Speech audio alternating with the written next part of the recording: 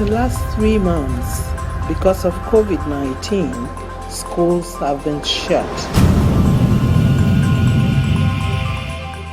I hope that these materials that we present today will be beneficial to students in their final year of secondary or high school.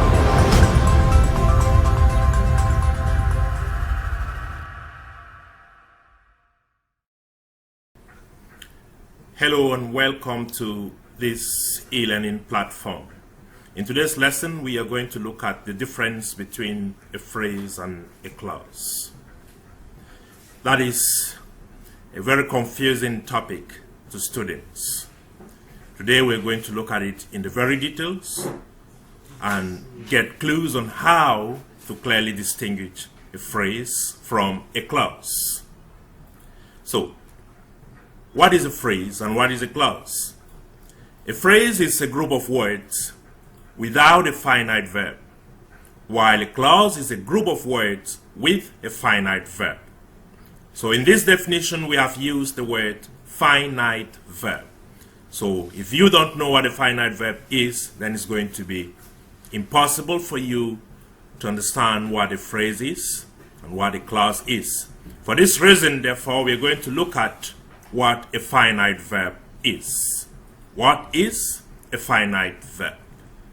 A finite verb is a verb that has tense, number, and person. So, by tense we mean it's a verb that tells us whether the action is in the present, the past, or the future. Then by number we mean we should be able to say whether it is in singular or plural. Then by person, we mean the subject. So, a finite verb has 3 qualities: tense, number, and person. Now, let's have this example to further explain what a finite verb is. The children came very early. In this example, you have the verb came. That is what you see in red. The children came very early. The verb is came. Let's now see whether that verb is a finite verb or not. So we are going to look for 3 things. Is there tense? Is there number? And person. So the verb came already is indicating the past tense, because in the present tense we're going to have come. So we have the tense, which is the past. We have the number, which is plural, because we're talking about the children. We know how many people are involved. So this is giving us the plural. Then we have the person, referring to the subject, who is involved in the action coming in the sentence. So we have the children. So the verb there is a finite verb because there is tense, which is in the past. There is number, which is plural. The verb is in plural. And then there is person, which is the children, referring to the subject. So when these 3 things appear in a verb, then that verb is a finite verb. So with this, we can say whether an expression given is a phrase or a clause. Let's look at this example. The new teacher loves teaching in the morning. The new teacher loves teaching in the morning. And in this sentence, we are concerned with the expression that is in red. So let's look at the expression in red, which is teaching in the morning. Now, let's see whether that expression has a tense, a number, or person. So, a look at it will show us that there is no tense. Teaching in the morning, we don't know whether this action takes place in the present, past, or future. That is why we say there is no tense. There is no number. By just considering what is in red, there is no number. You don't know whether the verb is talking about one person or many people. So just that does not give us the number.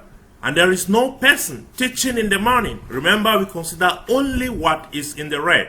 So teaching in the morning doesn't tell us who, doesn't tell us when, and doesn't tell us how many. This makes the expression a phrase. Let's look at example of clauses. Our new teacher was the man who brought our result. we are looking at only the expression in red, the man who brought our result. Let's see whether there is a tense, number, and person. The man who brought our result is the expression we're considering. So there is a tense in that expression, who brought. We have the verb in the past tense. Brought is the past tense of the verb bring. You have number, which is singular. The man, this is giving us singular, one. Then we have the person, which is the subject of that verb. Who is the person who brought it? It's the man. So you have the person. Then we call that expression a clause, because there is tense, there is number, and there is person. So these three things are the basic that give us a difference between phrases and clauses. With this, I hope you can now make the difference between a phrase and a clause. Now, look at this exercise. And you're going to do that to test whether you can differentiate a phrase from a clause. State whether the underlying expression is a phrase or a clause. And remember to consider only what is underlined.